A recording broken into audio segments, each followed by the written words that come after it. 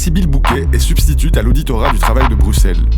Elle nous reçoit dans son bureau situé place Poulaert, vis-à-vis de l'imposant palais de justice, où les dossiers de fraude sociale et d'exploitation par le travail s'entassent pour former des piles instables.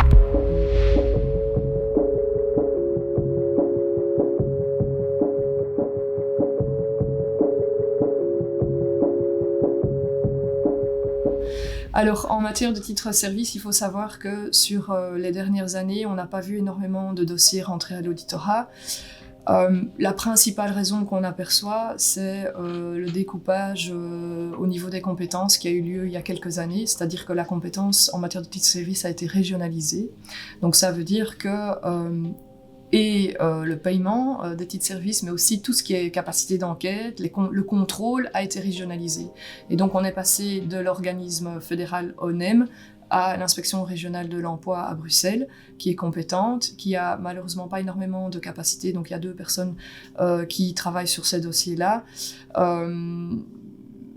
Donc ça complexifie évidemment le travail judiciaire et le travail d'enquête. La deuxième chose en matière de titre-service, c'est qu'il faut savoir que c'est un secteur où il y a moyen, entre guillemets, de générer pas mal d'argent assez vite, puisque si vous créez une société de titre-service, que vous avez quelques numéros nationaux d'utilisateurs qui sont vos copains ou que vous avez trouvé par un autre biais, vous allez pouvoir déclarer des prestations pour des travailleurs que vous aurez en effet déclarés dans votre société de titre-service, mais qui n'auront pas au fait travaillé chez des clients effectifs.